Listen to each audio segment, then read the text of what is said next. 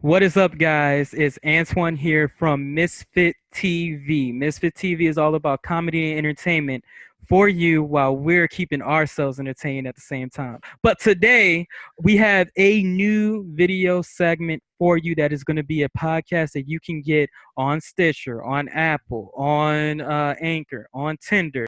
Anyway, so today is the first episode of B.O.P. What does that stand for, Bot Podcast, man? Buckets only podcast, bro. Buckets only podcast. All right, For buckets sure. only. Yeah, you put BOP. Stop putting the acronyms. You know I get confused. Come on, man. You Anyway, already know we gonna be good regardless. It's just got a little ring to it it. just got a little ring to it. I Little got ring you. I to got it. you. Yeah, it's gonna be buckets only podcast. Definitely check it out in all the different places. We're gonna put links below, and definitely check out the stuff that we do on Instagram at cssmisfittv, and definitely follow us, subscribe, hit that notification bell to know when we have new videos coming out every single week. And today we have our co-hosts, the guys who are going to be doing it for us. All right, so first I have to start off with the enigma, the phenomenon. Light skin, don't care. Straight hair. Oh man, he My getting in his boy, bag. He getting in his my bag. boy, my boy Jay. What's up, Yeah. everybody? What's up, everybody? My name's Jay. That intro was clean, my boy. I like that. I like Thank you. that. I like to keep it clean, man. Name's Jay. Towson alum as of this past semester. Finally got that diploma down pat. And I love hoops so much that like we just had to hop on the channel and just discuss it a little bit. So I'm liking where we're about to go with this first episode. All right. So now, last but certainly not least, the beast from the east, the bake from the lake. His name is Jake. Introduce yourself. Bars. What's up, Thank you. guys? Thank you. What's up? I'm Jake. I'm an incoming freshman at Towson, and excited to get started with this and see where it takes us. We're gonna have a segment called On Something Slight, but Oh, throw me on. We're gonna be cutting. We're gonna be cutting up. We're gonna do some things. I like that. I like For that. sure. So today, a lot of things are going on in the NBA right now. We have COVID, the quarantine, everything like that. The NBA season was canceled. And today in this video, we're going to discuss a couple of things that is going on in the NBA, things that we feel. And I think the best way to start this video, in my opinion, let's put the elephant in the room. Let's put the elephant in the room that was outside of the room. It was purple. And now we're going to point it out. All right. So we're going to do this. How do you guys feel about the NBA coming back? And do you feel that with everything going on, Black Lives Matters, quarantine, everything that's going on in our state of the United States, whatever, or on the planet, do you feel like these sports coordinators, these athletes have a priority to talk about what's going on? Yeah, so I don't like the format of the return. I do think that it will give players a platform. Hmm. Like people have been using social media and Instagram and Twitter. But for some of the lesser known guys who are going to now get post game and pre game interviews, stuff like that, it really gives them a platform to talk and express their feelings. I really do think the NBA needs to do more on their end to show their willingness to solve this issue that we have going on right now, because as an organization they do stand for their players, and they can say Black Lives Matter, they can say we stand with you, we will support you, but they need to go that extra step and actually lay out what they're going to do to support players. I mean, I gotta kind of agree in terms of like them being able to use their platform by returning to the NBA in terms of things being active and having those post game interviews and stuff like that. For me personally, I feel like yes, they to answer your question, yes, I definitely feel like they have that responsibility, but I've also felt like they fulfilled that responsibility to a certain extent. I mean, the job is not done by any means necessary, but in terms of taking the necessary steps, being out within the community, having their face be shown, being active on social media in terms of showing not only what they're doing, but what other people are doing in their communities to help with all this cause. I feel like they have done what they needed to do. And there is a part of me that feels like bringing back the season will take away from their ability to put forth those efforts like continuously. I mean, consolidating everybody to Orlando puts it in a position where, Jaylen Brown and Malcolm Brogdon and guys like that who were in Georgia, they can't help their, community, the community they come from being in Orlando, Florida, for example. Blame So, Vince I mean, McMahon for that one. yeah. So, I Hmm. mean, it's one of those things where I feel like it's really a slippery slope, but I feel like at the end of the day, they have to take advantage of the stance that they have, not only like socially, but also the platform that they have, and whether that be on the court, through interviews and speaking on it, or it be off the court and being out in the streets with everybody else. I feel like, yeah, they definitely have to take advantage of the platform that they have. And how do you guys feel about just the NBA's response so far to what's been going on? Do you feel like it was lackluster? I know, Jake, you touched on it with your response. Let's dig a little deeper. Let's really get into it because the NFL, God save me, I've never seen somebody backpedal that fast in my life before. And it's sad that it took something like this for them to see the significance in what was going on. And now you having Drew Brees and everything going on there and people calling them out. But like just comparing the NFL to the NBA's response to this, like how do you feel about the way they responded? I think the NBA is really just trying to save themselves because they've seen all the backlash that the NFL as a whole and individual players have been receiving throughout their response to what's been going on. And I think the NBA is doing a nice job of it now with putting out press releases, and a lot of owners have come out and pledged to donate like a lot of money, which I also think is really good because they have a lot of money. Hmm. I still think that there needs to be more done than just saying we stand with you, we are with you, you like Black Lives Matter. There needs to be more done than just saying that. There needs to be action. They need to have a platform that is specifically for the what's going on right now. Like I feel like that needs to be a part of Orlando where there's no backlash if players kneel for the anthem. They should be able to wear Black Lives Matter shirts, stuff like that, and really express themselves, which I don't know how comfortable the NFL would be with. So I think the NBA has done a pretty good job with like damage control in a sense. I just would like them to see their thoughts turn to actions more.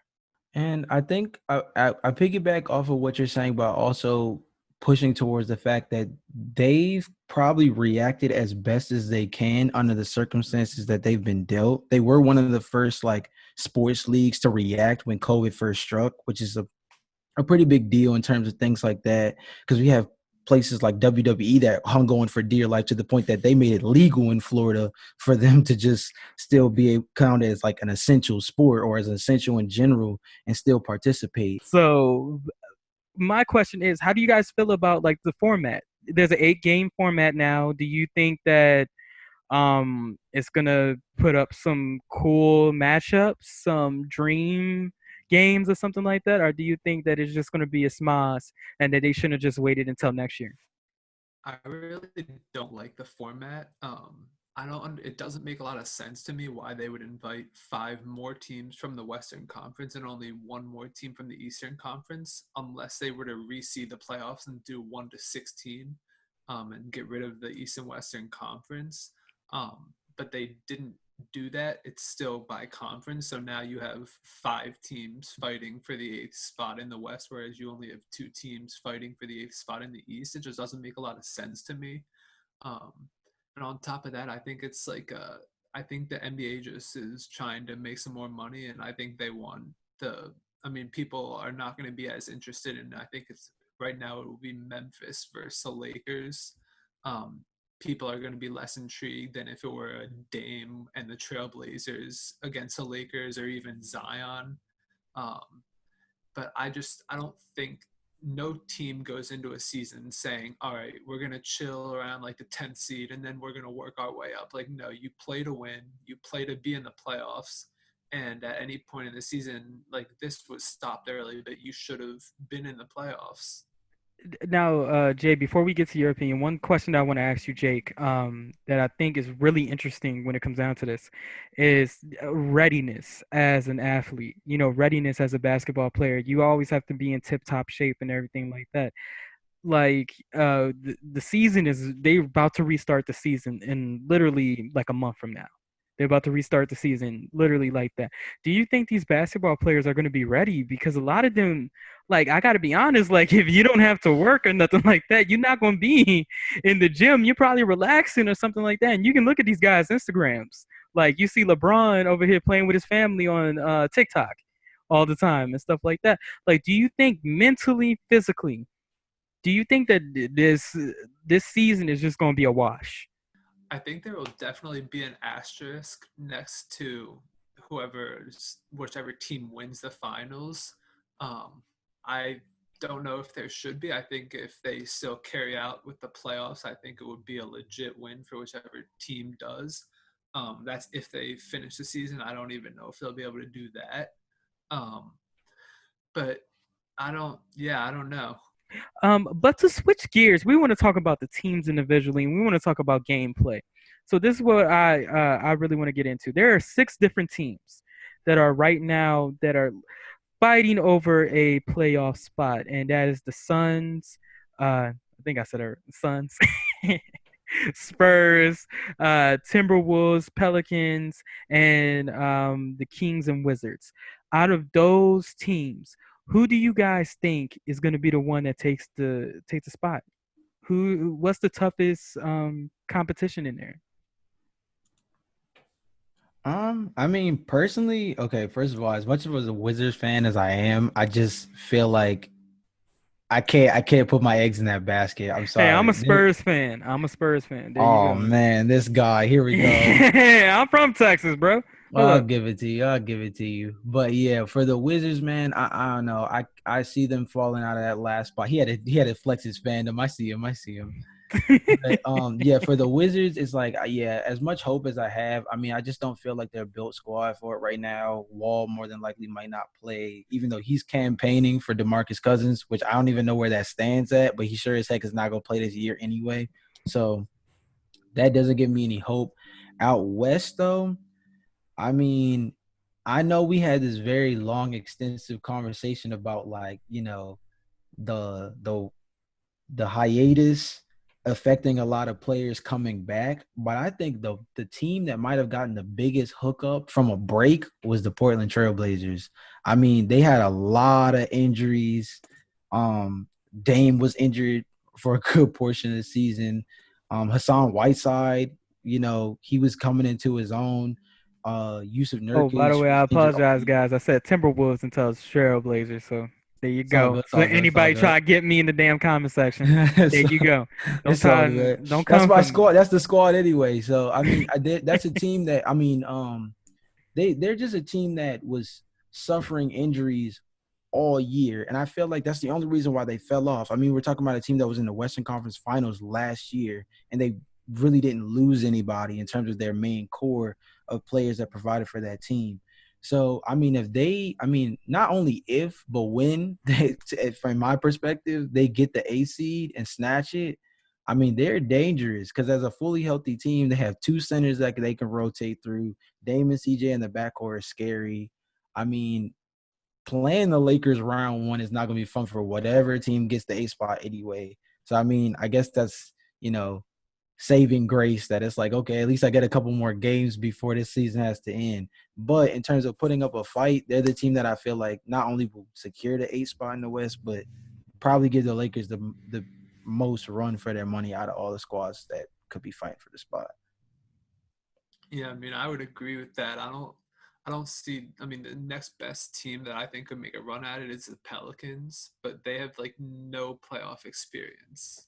Like Zero. Zion has barely played in the NBA at all. Like, yeah, he probably played half of the season, if that. I don't know the exact number of It was games, like but like 19 games or something like that. it's and people are trying to say he's rookie of the year. They don't like he hasn't shown he's shown potential, but he hasn't given us anything to really believe in that they can take it far in the playoffs. And then Hmm. you look at the Blazers, like Dame is an absolute beast. He just goes on a tear when he's in the playoffs. And I know you mentioned Nurkic. He was supposed to like I think it was like right before the hiatus started. He came out and he was like, "Yeah, like I'm playing soon. Like next week I'll be back." And then he never really played that first game, so now he's even healthier than if he had been rushed back. I think they're really dangerous. If you look at the matchups that they have, like you can use Nurkic and Whiteside to neutralize Davis, who obviously can't be stopped, but they with their double big men package, they can put up as big of a fight as any other team. And then I think Trevor Ariza is even an underrated defender that can guard LeBron. So I don't know. I'd really like to see a Portland versus Lakers first round. I can see that. I can see that. And for me, I still remember when the New Orleans was New Orleans Hornets. Oh Yeah. man, big dubs Still back then, remember man. Big that. dubs. I still remember the New Orleans Hornets.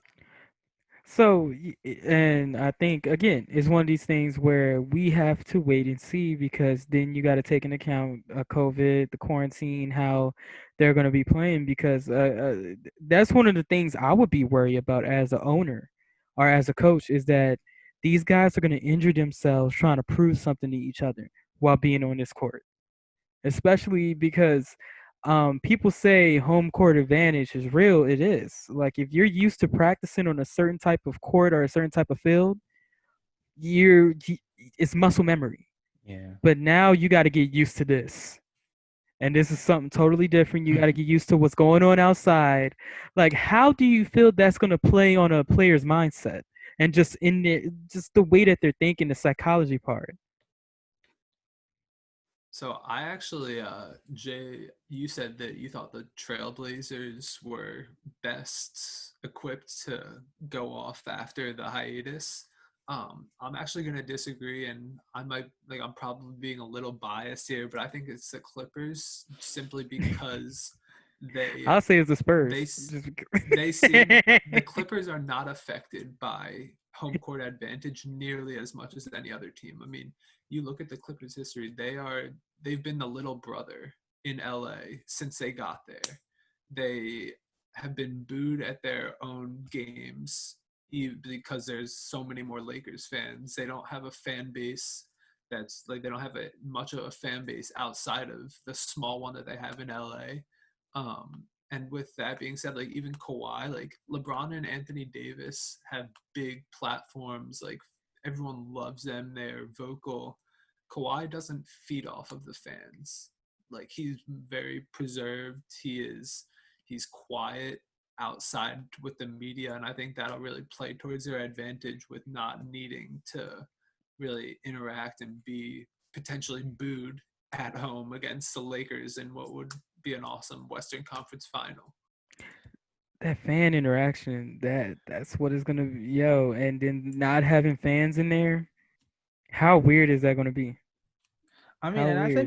I think that's the thing. I mean, like going off his Clippers take, I think so. My response in terms of like the Clippers thing is like personally, I have them coming out of the West. I had that before the year started. I had that right before the hiatus began. My only concern about their team all year has been that they have not played with the starting five that we thought they were going to have for majority of the year. They didn't have a lot of encounters where they had that Patrick Beverly, Paul George, Kawhi Leonard, Montrezl Harrell, probably Zubac at the five. We never really saw that like lineup often. There was a lot of like mix and matching, especially with Paul George starting the year out not even playing, and then of course Kawhi Leonard with load management was on and off, especially when it came to things like back to backs. So when it comes to them, that's always been my biggest concern. Outside of that, I think they're the biggest threat in the West, regardless, just because I think they're the deepest team. When it comes to stuff like playing without a crowd, I mean, as a former athlete, I would say the weirdest thing about not having a crowd is less about the taunting and more about the celebrations. There's a lot of moments within the NBA that we remember more by the way the crowd reacted when something big happened Mm-hmm. than we almost remember the actual, like, shots themselves. I have a screenshot of when Jordan hit the shot against Utah, and really they grayed out the background that has all the fans in the background jumping, but I almost thought that the gray out that they did almost emphasized them more. So it's one of those things where not having the fans there, I think, is actually going to play the biggest part, outside of anything that can obviously happen literally on the court in terms of like injuries and things like that. I think not having fans is going to be the biggest knock towards this season, I guess, because every moment that we tend to take away from, especially like NBA playoffs, won't it'll be at like 50% capacity versus being at 100 and 110% capacity, the way the playoffs tends to bring moments out. It's gonna be a I tough mean, struggle, but I think we're still gonna enjoy it. you look at Kawhi's shot from last year, like that. Good point. Yeah, it bounced off the rim a bunch of times, but the fan reaction added with the shot is what makes that one of the greatest shots ever. Like, it would still be looked at as amazing, but what happens if that game was in Philly?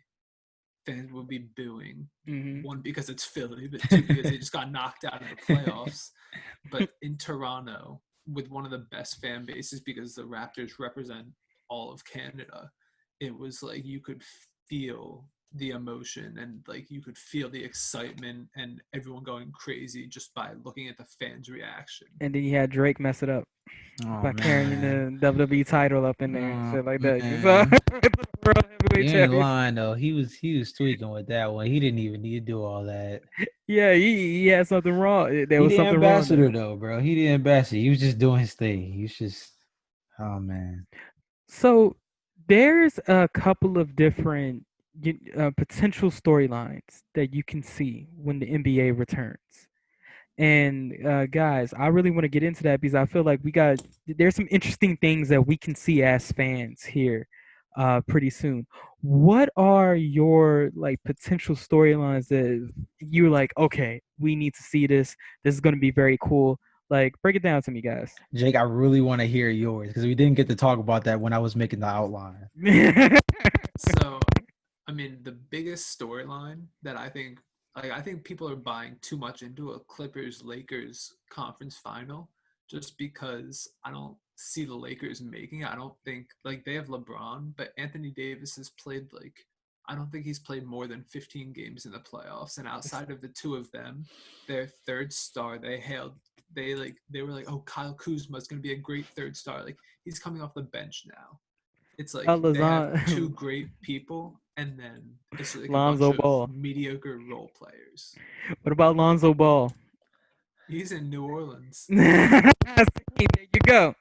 Nah, I'm still on that. I'm still on how he was at the Lakers and everybody was like, "Oh, he's gonna do this." Isn't I think when it comes to the storyline thing, I agree. I think the Battle of LA thing is like, whenever you think of storylines, even when I typed out like ideas, I was like, man, what would we be really pressed off right now? Of course, that was like the first one that flew onto the page. But honestly, I think that the most important storyline to me, honestly, is who comes out of the East. I feel like to a certain extent, we've already kind of wrote the Western Conference up. We already kind of feel like it's the Lakers or the Clippers. It's kind of just down to them on who makes the biggest mistake. But in the East, I mean, the Celtics are scary. Toronto is the defending champs, and they honestly low-key haven't lost a beat even with losing Kawhi, which is crazy because them and the Thunder coming up into this year were the two teams that everybody was like, yep, they're going to blow them up. So look at them. They're come trade deadline time because we're going to be making a lot of transactions. Come to find out, they put a lot of trust into their rosters, and, their top 4 and 5 teams in their respective conferences.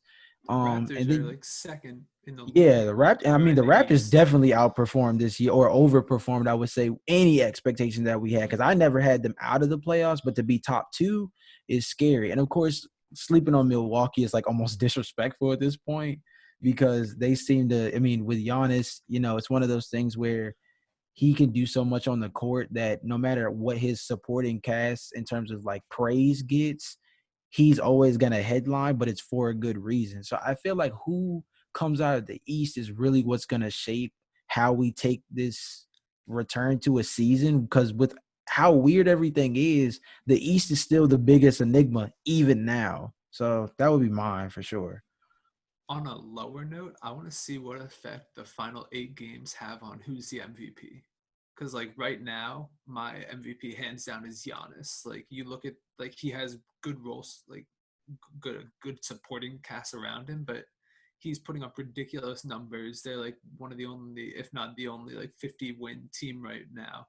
Um, it's crazy that like I would like to see like what if the final 8 games Harden puts up like at least 40 or 50 a game? Does that make him the MVP even if they don't move up in the standings at all? Like, is that going to overlook the season before the hiatus? Because I feel like there's such a big divide between the last game that was played and when they're starting up again that I just feel like people are going to kind of forget all the work that was done before, and they're just going to look at that final 8 games and say, okay, so and so went off, he's our MVP.